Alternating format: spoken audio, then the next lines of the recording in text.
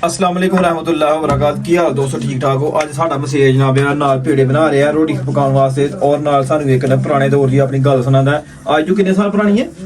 आज को 15 साल पुरानी। 15 साल पुरानी गल। चलो जी सुनाओ जी 15 साल पुरानी गल जनाब। आज एक बंदे को काम ही करने हैं। ठीक है। आज तो को 15 साल पहला। अच्छा। रोज सानू शाम नू एनहरी दूसरी जी दस के ना हाँ ते लोकां दी चोरी करने बनांदा ही। अच्छा जी। हां जी ठीक है। एक दिन मेरे भी काबू चढ़ गई हो की और दूसरी जी। अच्छा नहीं जो तोड़ गने बढ़ांदे रहे तो की आखदा रहा? फिर आंदा जा गन्ने बड्डो। अच्छा। चौक के खड़ो उत्थे डेरे। ठीक है। हर बंदे दे मंजी दे कोल छेल के रखने। अच्छा जी। बड़े गन्ने वड़ के भी लियाने ने ते छेल के भी ते रखना है जी। आग उतू ला के एक एक गन्ना हर बंदे ने मंजी ते रखना है। नहीं त्रै हर बंदे दी मंजी दे ते रखना है। अच्छा जी।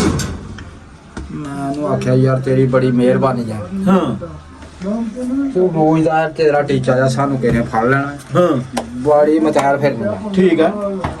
मैं आख्या नहीं मेरे कोल पिस्तौल है अच्छा जी। ते तू ही चल। हाँ एक दिन वो नाख्या मसेर जी ਇਹਦੇ ਵਿੱਚੋਂ ਦਰਾਜ ਦੇ ਵਿੱਚੋਂ ਕੱਢ।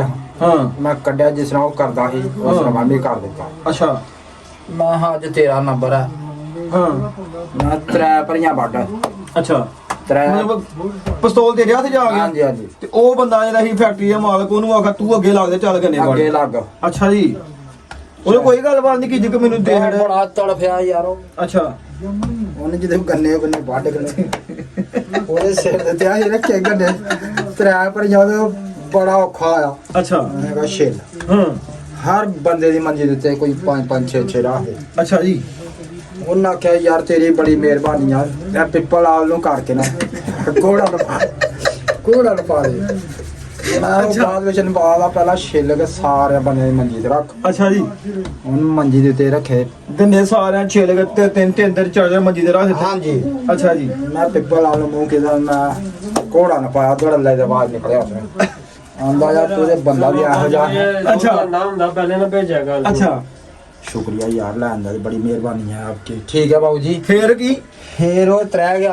हाँ। उन्हें आख्या बड़ी मेहरबानी है गुणी तेन सारी जिंदगी आखांगा। ਗੰਨੇ ਵੱਢਣ ਨਾਲੋਂ? हाँ ਠੀਕ गन्ने वड्ढण वालों जी।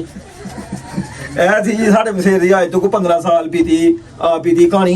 ਇਨਸ਼ਾਅੱਲਾ ਰੋਜ਼ ਤੁਹਾਨੂੰ ਇੱਕ ਐਂ ਦੀ ਐਂਟਰਟੇਨਮੈਂਟ ਕਹਾਣੀ ਰੋਜ਼ ਸੁਣਾਵਾ ਕਰਾਂਗੇ। ਸਾਡੇ ਪੇਜ ਨੂੰ ਫੋਲੋ ਤੇ ਲਾਈਕ ਕਰ ਲਓ। ਫਿਲਹਾਲ ਆਪਣੀ ਮੇਜ਼ਬਾਨ ਬੰਦਿਆਂ ਨੂੰ ਸ਼ਫਾਕ ਹੈ। ਮੈਨੂੰ ਇਜਾਜ਼ਤ। ਆਪਣਾ ਬਹੁਤ ਸਾਰਾ ਖਿਆਲ ਰੱਖਣਾ, ਦੁਆਵਾਂ ਯਾਦ ਰੱਖਣਾ। ਫੀ ਅਮਾਨਿल्लाह। अस्सलाम वालेकुम।